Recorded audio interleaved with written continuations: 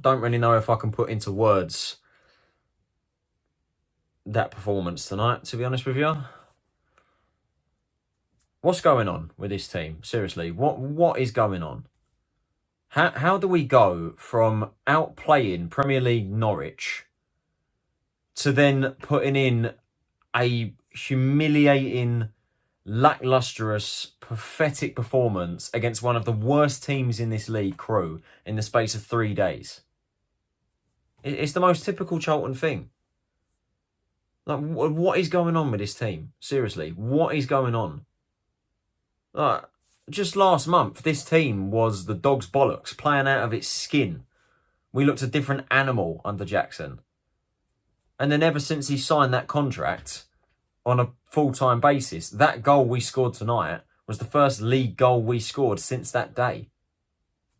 What's going on? Like, do the team just not care now? We've gone from playing out of our minds to being the shambolic team that we saw at the start of the season under Mr. Dinosaur. And I know it was under Nigel Adkins, but come on. This team has, for the vast majority of this season, been a shambles. And tonight we saw exactly that. Not just tonight. In fact, ever since Jackson signed that full-time contract, we have been poor. Very poor. And tonight was another prime example of that. And it is an embarrassing defeat. Let's not sugarcoat it. It is a humiliating loss to one of the worst teams in this division. Crewe, 2-1 defeat away from home. How are we letting a team like that beat us when some of our fans seem to think that there's still a realistic chance we could get top 6? We need to stop thinking about that now. We're closer to relegation than we are to the playoffs. That's what we need to be worrying about right now. I don't get it. I don't understand. Like, what? I guess it's just the typical thing, you know, the manager bounce. You know, Jackson, everything was perfectly fine with what he was doing, you know, without him getting that full-time contract. The second he gets it, bang, gone, straight back to normality. Back to a shambles. I don't get it. I don't understand. Like I said, how do we go from outplaying a Premiership side? Yes, a shit Premiership side, but how do we go from playing them off the park and narrowly missing out on going through when you could say we deserve to then getting a hiding by Crewe Alexandra? I mean, you look at that team tonight and it is the same usual Johnny Jackson lineup that you would expect, you know, except for Craig McGillivray in goal, who did travel with the team, but his wife went into labour, so I do wish him all the best with that on his birthday as well. So what are the chances of that? But yeah, Stephen Henderson gets put in goal in his place. Didn't really have a problem with that. I thought he played fairly well against Norwich. His first league start of the season, not just in the season, but his first league start since coming back to the club in 2016. So I wasn't really bothered by that, with him going in between the posts. Then again, we couldn't really do much better, could we? And as for the rest of the team, it was, again, probably as you'd expect. Jaiyesimi, Clare, Pearce, Famewo coming in for Innis, Purrington, Dobson, Gilbey, Lee, Leko and Washington back in the side after recovering from his little niggle that he had. He's back in the team as well. Usual Johnny Jackson 11 that you'd expect, really. And I'm going to be honest with you, from probably the first whistle until the 80th minute, we were a shambles. It's as simple as that. Well, I say that. Like, the first 20 minutes, like, we had... Well, no, I'm clutching at straws here. Nothing really happened inside the first 20 minutes. That was probably the only part of the game where we actually looked all right, you know, up until the 80th minute. You know, we were trying to get balls in the box, I guess. Nothing really came to anything. I felt Crewe looked quite poor in the first 20 minutes. They were, you know, spraying a lot of stray long balls across the field, going across the touchline out of play for throws. It really was just the typical Charlton game. You know, the first 20 minutes we have an okay bright patch, and then all of a sudden we let them grow into the game. We go flat, and then, you know, there's only one way, and then there's only one way it's going. The other team's going to score. That's exactly what happened. We get bullied by their players jumping up for headers. You know, a free kick inside their own half, long ball over the top, beat to the first header, beat to the second, let the ball drop down, have a shot. Henderson makes the save, parries it directly in front of their player, bang, rebound, goal. Now, there's only one way it's going. It's the I must have said it so many times on this channel over the years. It's the most typical way that Charlton start a game. It's the most typical Charlton game ever. Start okay inside the first 20, let the other team grow in the game. Only one thing's going to happen. The other team's going to score. Simple as that. And then they get another one on the stroke of half-time with the most shambolic defending I've ever seen. Ball in the box, practically a free header. Stephen Henderson, I don't know what his positioning was, back of the net. an absolute shambles of a first half. Like, absolutely horrendous. Defensively, just looked weak and just completely ineffective, even with 5 at the back. You know, how are we letting them score from a free kick inside their own half? Getting beat to headers, like be it flick-ons and that, coming towards them. And then Henderson, could he have done better for the save? Probably. Second goal, don't know what his positioning is, but it's just a shambles. Like I say, how are we letting a second bottom in League One play us off the park like that inside the first half? Washington was ineffective in the first half. Lee was ineffective for probably the whole game up until the last minute. Leko and Jaiyesimi had stinkers tonight. They were both awful. How Leko lasted the full 90, I have no idea. And we'll get on to him in a second. Jaiyesimi, I don't know what's going on with him at the moment. Like, I can understand now why a lot of people in the fan base don't actually rate him, because I've pointed it out so many times. Every time the ball comes to him on that right-hand side, the first instinct he has is just get rid of the ball. It's just cross the ball in the box. And he can't even do that. His crosses are a shambles. He's supposed to be this, like, neat and tidy little player with a bit of footwork. He doesn't want to take players on. He looks so hesitant. The second he gets hold of that ball, he just wants to lob it in the box, and he can't even do that. Like, Jaiyesimi has been very average, and that's probably being very kind to him at the moment.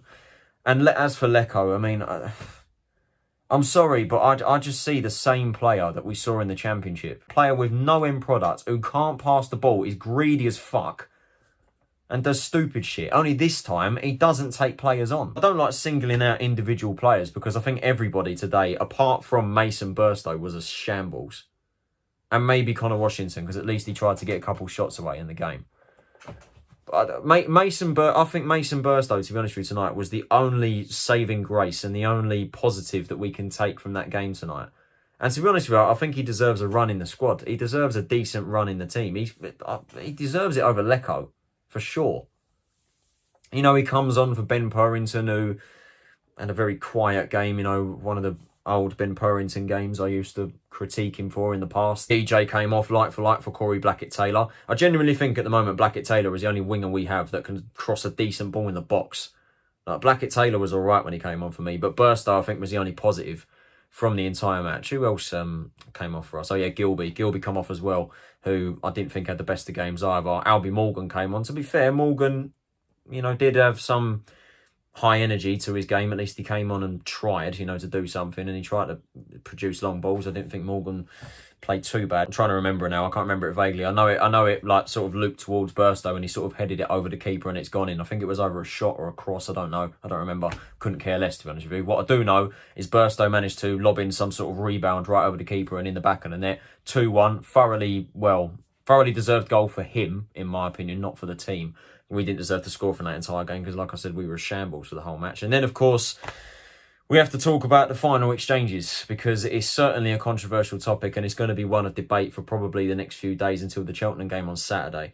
So Morgan cuts inside. We're talking like 95th minute with 50 seconds gone of that 5th minute. So there's probably about 10 seconds left to play. 6 minutes added time. Literally last kick of the game. Morgan cuts back onto his right foot, crosses it into the box. I think it was Dobson, I don't know. But someone was able to chest it down towards Elliot Lee. Lee's had a shot. It's taken a massive deflection of the player. Shot it straight at the player. Takes the deflection, loops over the keeper's head, hits the crossbar, bounces over the line, hits the bar again, but it's already gone in at that point. Absolute delirium. I'm sat there thinking, oh my God, we have actually clawed a point off of this. No, linesman goes over, flags are offside, because Jonathan Leko, for some unbeknown reason to me, is stood next to the goalkeeper.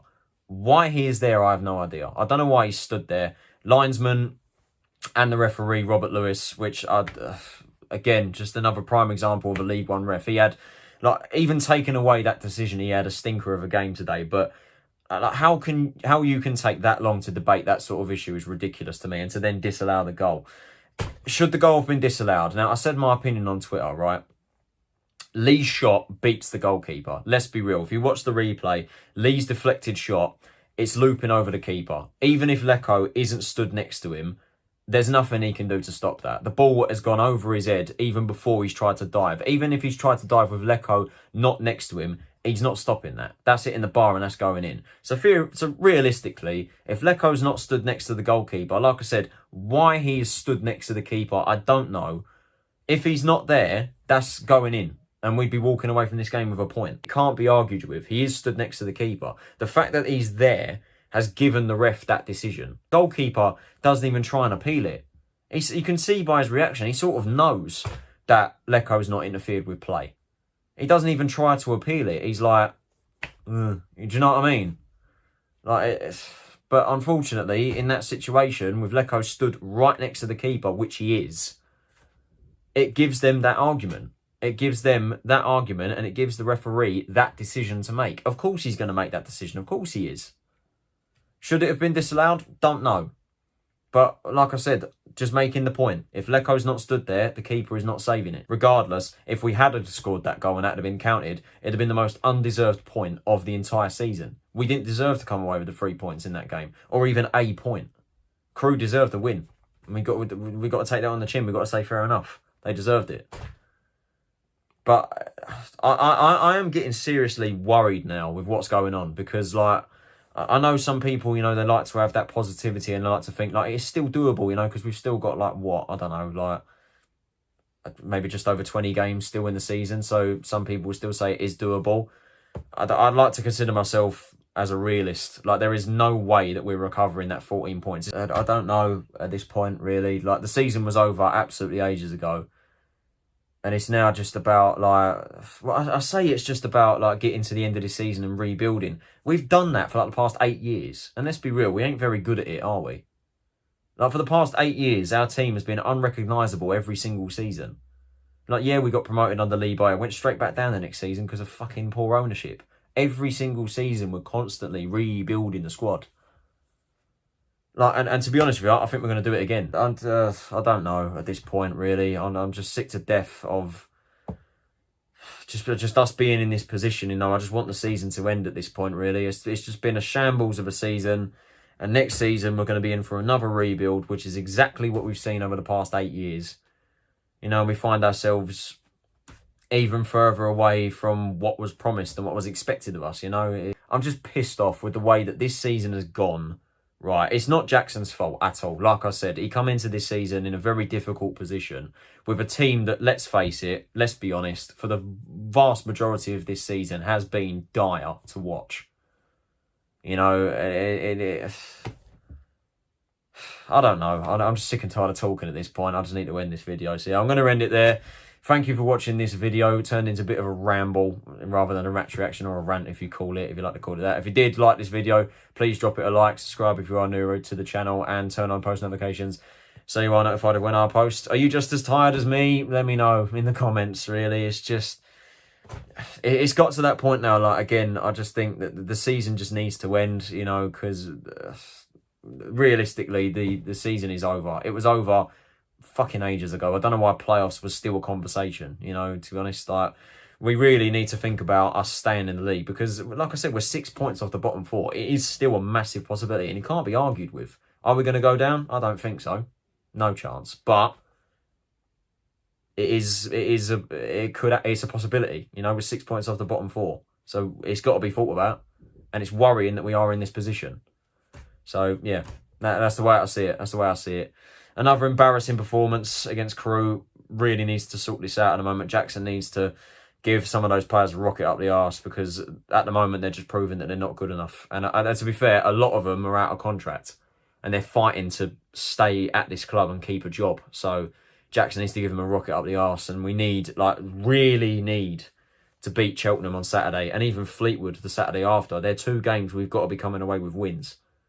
And if we don't, then, God, I can't even believe to think about that. But anyway, whatever. We'll cross those bridges when we come to them, eh? This has been Tyler Roningston. Have a nice day, and I'll see you all on Saturday for another episode of the League One Transfer Rumour Roundup. I'm not going to the Cheltenham game. Take it easy, stay safe, and I'll see you all later.